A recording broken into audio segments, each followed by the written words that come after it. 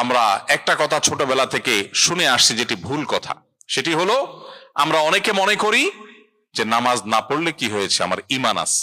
আমরা অনেক গর্ব করে বলি নামাজ না পড়লে কি হয়েছে, ঈমান আছে। নাম হলো আতর আলী, গায়ের থেকে দুর্গন্ধ। এটা যেমন নাম মুসলমান, নামাজ পড়ে না, এটাও সেরকম। কোন অবস্থাতে নামাজ ত্যাগ ইসলামে অ্যালাউড না। আপনি লক্ষ্য করুন, নামাজ আপনি দাঁড়িয়ে পড়তে পারছেন না, ইসলাম বলে বসে পড়ো। বসে পড়তে পারছেন না, আল্লাহ বলেন শুয়ে পড়ো। শুয়ে শুয়ে আপনি হাত পা নাড়াতে পারছেন না, ইসলাম আপনাকে নির্দেশ করছে মনে মনে তুমি নামাজ আদায় করো। আপনাকে ওযু করে নামাজ পড়তে হবে, ওযু করতে পারছেন না, ইসলাম বলে তুমি তায়াম্মুম করো।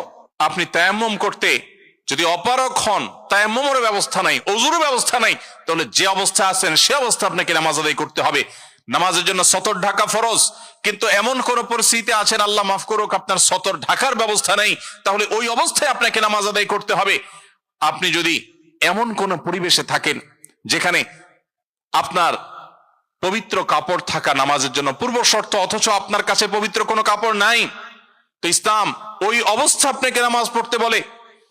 কেবলার দিকে ফিরে নামাজ পড়া ফরজ, কিন্তু কেবলা কোন দিকে আপনি জানেন না, জানার কোনো উপায় নাই, কাউকে জিজ্ঞেস করেও জানার ব্যবস্থা নাই, আপনার কম্পাসেরও সার্ভিস আপনার কাছে নাই, কোনোভাবে কেবলা নিরূপণ আপনি করতে পারছেন না। এই রকম পরিস্থিতিতে অনুমান করে এই দিকে কেবলা হতে পারে ধারণা করে সেই দিকে ফিরে নামাজ পড়তে হবে, তারপর আপনাকে নামাজ আদায় করতে হবে। ভাইরা আমার, নামাজের গুরুত্ব এত বেশি বুঝেছেন সাহাবা ইকরাম যে যুদ্ধের মধ্যে, রণাঙ্গনের মধ্যে পর্যন্ত তীর এসে লেগেছে পায়ে, কিন্তু নামাজ ছাড়েননি। ওমর রাদিয়াল্লাহু তাআলা আনহু খলিফাতুল মুসলিমিন, তিনি বলেছেন লা হাজ্জা ফিল ইসলাম লিমান তারাকাস সালাহ, যে ব্যক্তি নামাজ ছেড়ে দেয়, যে ব্যক্তি নামাজ পড়ে না, এর ইসলামে কোনো অংশ নাই, সে নিজেকে মুসলিম দাবি করবার কোনো অধিকার নেই। এই জন্য ভাইরা আমার, আপনি অন্য অনেক কিছুতে ছাড় পাবেন, রোজা রাখতে পারছেন না, আল্লাহ রাব্বুল আলামিন কোরআনে কারিমে বলেছেন ওয়া আলাল্লাযীনা ইউতীকুনাহু ফিদিয়াতু তুআমু মিসকিন। কিছু মানুষ রমজানে এমন অবস্থা আছেন যে এখন রোজা রাখতে পারছেন না, তাদেরকে আল্লাহ বলেছেন ফামান কানা মিনকুম মারিদান আও আলা সাফারিন ফাইদ্দাতুম মিন আইয়ামিন উখার। কেউ যদি অসুস্থতার কারণে, সফরে থাকার কারণে রোজা রাখতে কষ্ট হয়, তাহলে সে রমজানের রোজা না রেখে এই কয়েকটা রোজা, যেগুলো সফর কিংবা অসুস্থতার কারণে, কারো জ্বর হয়েছে, অসুস্থ হয়েছেন, রোজা রাখাটা টাফ হচ্ছে, তার পানি পান করতে হবে, তাকে মেডিসিন নিতে হবে, না হলে তার বিপদ হতে পারে, এইরকম সিরিয়াস পর্যায়ে অসুস্থ হলে আল্লাহ তাআলা তার জন্য কোরআনে বিধান দিয়েছেন সে এই রোজাগুলো ভেঙে রমজানের বাইরে অন্য সময় রোজা রাখতে পারবে। আর যদি কারো রোজা রাখার ক্ষমতা একেবারে শেষ হয়ে যায়, ওয়ালাল্লাযীনা ইউতীকুনাহু ফিদিয়াতু তুআমু মিসকিন, কারো রোজা রাখার একেবারে ক্ষমতা নেই, তিনি অসুস্থ হয়ে পড়েছেন বা বার্ধক্যজনিত কষ্টে তিনি বয়সের শেষ প্রান্তে এসেছেন, রোজা রাখতে পারেন না, আর এই ব্যক্তির জন্য রোজার বিকল্প হিসাবে খাদ্য বিতরণ করতে বলা হয়েছে। মিসকিনকে, একজন মিসকিনকে একদিনের খাবার দিয়ে দিলে একটা রোজার বিকল্প হয়ে যায়। এইরকম ব্যক্তির, যে ব্যক্তির রোজা রাখার ক্ষমতা নাই বার্ধক্যজনিত কারণে, অথবা এমন অসুস্থতা যে অসুস্থতাতে কখনো আর সুস্থ হওয়ার সম্ভাবনা নেই, তার জন্য ফিদিয়ার ব্যবস্থা রেখেছে ইসলাম। কিন্তু নামাজের ব্যাপারে ইসলাম কোনো বিকল্প দেয় নাই। ভাইরা আমার, নামাজ এমন একটা ইবাদত যে এটার কোনো বিকল্প না, যে ঠিক আছে নামাজ পড়তে পারো না, তুমি সাদেকা দিয়ে দাও, এটা হয়ে যাবে, এরকম কোনো বিধান কোরআন হাদিসে নাই। অতএব আমরা যদি নিজেদেরকে মুসলমান পরিচয় দিতে চাই, আমাদের ইসলামটাকে যদি আমরা ধারণ করতে চাই, তাহলে আমাদের পাঁচ ওয়াক্ত নামাজকে সর্বোচ্চ গুরুত্ব দিতে হবে, যেই কোনো পরিস্থিতিতে আদায় করতে হবে। অনেক সময় হীনমন্যতা কাজ করে যে আমার এখানে কেউ মুসলমান না, আমি একা মুসলমান, একা নামাজ পড়লে সবাই তাকায় থাকবে, নামাজের কোনো আলাদা জায়গা নেই, তো তাকায় থাকবে। তাতে আমার যদি একটু হেজিটেশন হয়, আমি যদি একটু অস্বস্তিতে পড়ি, আমি যদি একটু একটু লজ্জাস্কর পরিস্থিতিতে পড়ি, তারপরেও সেটাকে আমার মেনে নেওয়াটা আমার ইমানের দাবি। আমি জান্নাতটা আল্লাহর কাছে কোন মুখে চাইবো? অনন্তকালের সুখের ঠিকানা জান্নাত যে চাইবো, সেখানে তো আমাকে কিছু স্যাক্রিফাইস করতে হবে। এই স্যাক্রিফাইসের বিনিময় আল্লাহর কাছে আমি জান্নাত চাইতে পারি। প্রিয় ভাইরা আমার, আমি আবারও বলছি, একটা সময় আমাদের স্বদেশে বাংলাদেশীদের সংখ্যা কোরিয়ার মাটিতে ইনশাআল্লাহ এখন যে সংখ্যা আছে, এর চাইতে হয়তো বহু গুণ বেড়ে যাবে, অনেক গুণ হয়তো বেড়ে যাবে।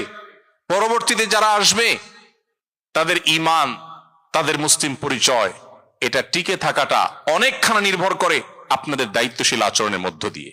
আপনারা যদি এখানে আনন্দ ফুর্তিতে শুধু হারিয়ে যান, শুধুমাত্র বিনোদন এবং নিজেদের হাসি খুশির মধ্যেই শুধুমাত্র নিমজ্জিত হয়ে যান, এবং ইসলামী সোসাইটি ডেভেলপ করার জন্য, ইসলামিক কালচারকে ডেভেলপ করার জন্য যদি আপনারা ত্যাগ না করেন, স্যাক্রিফাইস না করেন, তাহলে সেই প্রজন্ম কিন্তু হারিয়ে যাবে এবং তার জন্য আল্লাহর কাছে আপনাদেরকে দায়ী হতে হবে।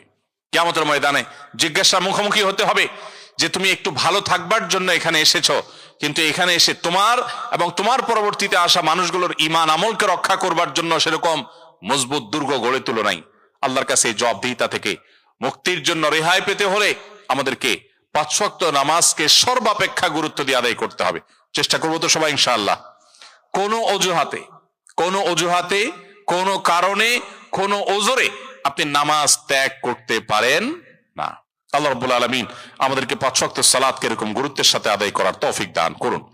সম্মানিত ভাইরা, 4 নম্বর, এরকম মাল্টিকালচারাল সোসাইটিতে নিজেদের ঈমান আমলকে রক্ষা করবার জন্য নিয়মিত কোরআনে কারীমের সংস্পর্শে থাকা এবং সেই সাথে সকাল সন্ধ্যায় নবী করিম সাল্লাল্লাহু আলাইহি সাল্লামের যে জিকিরগুলো আছে সেগুলোকে আদায় করা, এটার কোনো বিকল্প নেই। আমরা জানি যেখানে অনেক বেশি কুফরি হয়, অনেক বেশি শিরক হয়, আল্লাহর প্রতি ঈমানের চর্চাটা কম হয়, যে জায়গায় অনেক বেশি ইবাদত বন্দেগী হয় না, বেশিরভাগ মানুষ যেখানে আল্লাহর অস্তিত্বকে অস্বীকার করে কিংবা আল্লাহর সঙ্গে শিরকে লিপ্ত, এরকম পরিবেশে, এরকম সোসাইটিতে, এরকম জায়গায় মানুষ স্পিরিচুয়ালি দুর্বল হয়ে পড়ে, আধ্যাত্মিকভাবে দুর্বল হয়ে পড়ে, নিজের অজান্তে তার ঈমান আস্তে আস্তে দুর্বল হয় এবং উইক হয়ে পড়ে। সেই দুর্বলতা কাটাবার জন্য এই 4 নম্বর অপশনে আমরা 2টি পরামর্শ দিচ্ছি। নাম্বার 1, কোরআনে কারীম নিয়মিত তেলাওয়াত করা। নাম্বার 2, সকাল সন্ধ্যায় নবী করিম সাল্লাল্লাহু আলাইহি সাল্লামের বাতানো জিকিরগুলো আদায় করা। এতে যেটা হবে, শয়তান আপনাকে, যেখানে অনেক বেশি হয়তো শয়তানের জন্য অনুকূল পরিবেশ, শয়তান মানুষকে বিভ্রান্ত করতে পারে, প্ররোচিত করতে পারে, আপনাকে শয়তান ক্ষতিগ্রস্ত করতে পারবে, আপনি সেফ থাকবেন। কোরআন হলো রক্ষা কবচ। অতএব আমরা রক্ষার জন্য তাবিজ বাঁধি, আমরা কোরআন তেলাওয়াত করি না। দুর্ভাগ্য আমাদের। আমাদের নবী করিম সাল্লাল্লাহু আলাইহি সাল্লাম শিখিয়েছেন সূরা ইখলাস, সূরা ফালাক, সূরা নাস, কুল হুয়াল্লাহ, কুল আউযু বিরাব্বিল ফালাক, কুল আউযু বিরাব্বিন নাস, এই 3 সূরা যদি আপনি 3 বার করে সকালে, 3 বার করে সন্ধ্যায় তেলাওয়াত করেন, তাহলে ইনশাআল্লাহ বিইذنিল্লাহ সকালে তেলাওয়াত করলে সারা দিনের জন্য, সন্ধ্যা তেলাওয়াত করলে সারা রাতের জন্য আপনি সেফ হয়ে যাবেন, নিরাপদ হয়ে যাবেন, আল্লাহ তাআলা আপনাকে হেফাজত করবেন। অতএব ভাইরা আমার, কোরআনে কারীমের তেলাওয়াত আমাদের বাড়াতে হবে।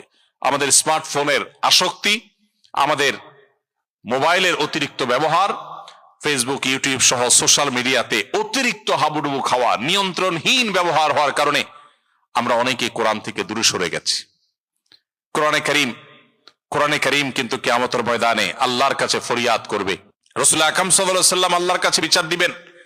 ওয়াকাল রাসূল ইয়া রাব্বি ইন্না কওমি ইত্তাখাযু হাযাল কুরআনা মাহজুরা।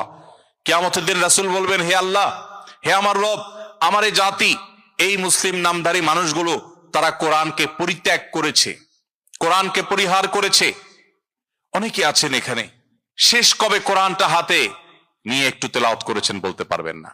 অনেকে এখানে আছেন, শেষ কবে একটু আল্লাহর কালামটা সুন্দর করে মোহাব্বতের সাথে আদায় করেছেন, তেলাওয়াত করেছেন আপনি জানেন না। আপনার মা অনেক কষ্ট করে কোরআন শিখিয়েছেন, বাবা শিখিয়েছেন, মক্তবে শিখিয়েছেন, আপনি আল্লাহর কালামকে ভুলে গেছেন। আপনি সোশ্যাল মিডিয়াতে, ফেসবুকে ঘন্টা সময় দিচ্ছেন, যেখান থেকে আপনার 2 পয়সার কোনো দুনিয়ার লাভ আসে না, আখিরাতের লাভ তো আসার প্রশ্নই ওঠে না। সেখানে আপনি ঘন্টায় ঘন্টা আপনি ব্যয় করছেন, অথচ কোরআনকে আপনি ভুলে গেছেন। প্রিয় ভাইরা আমার, এখানে প্রবাসেও আপনারা মসজিদে অথবা যেখানে কয়েকজন ভাইরা থাকেন, কয়েকজন মিলে আপনারা গ্রুপ করে কোরআন শেখার আয়োজন করতে পারেন। আগে থেকে কোরআন জানা আছে, তাহলে সেই কোরআনটা তেলাওয়াত করার অভ্যাস গড়ে তুলতে পারেন। কোরআন আমাদেরকে হেফাজত করবে আল্লাহ তাআলার ইচ্ছায়, আল্লাহ তাআলার অনুগ্রহে। নবী করিম সাল্লাল্লাহু আলাইহি ওয়াসাল্লাম বলেছেন, ইন্নাল্লাহা ইয়ারফাউ বিহাযাল কিতাবি আকওয়ামা ওয়া ইয়াদাউ বিহি আখারিন। এই কোরআন সেই মহাগ্রন্থ যেটার মধ্য দিয়ে আল্লাহ তাআলা বহু জাতির মর্যাদাকে আকাশে তুলবেন, আবার এই কোরআনের প্রতি দায়িত্বহীন আচরণ করবার কারণে বহু জাতিকে আল্লাহ তাআলা ধ্বংসের অতল তলে হারিয়ে দিবেন। আজকে মুসলিম বিশ্বের যে দুরবস্থা, পৃথিবীর চতুর্পাশে তাকালে দেখে আমরা উম্মার আর্তনাদ শোনা যায়, উম্মার জুলুম এবং নির্যাতনে নিষ্পেষিত হওয়ার আওয়াজ আমরা শুনতে পাই। উম্মা নানা দিক থেকে পিছিয়ে পড়েছে।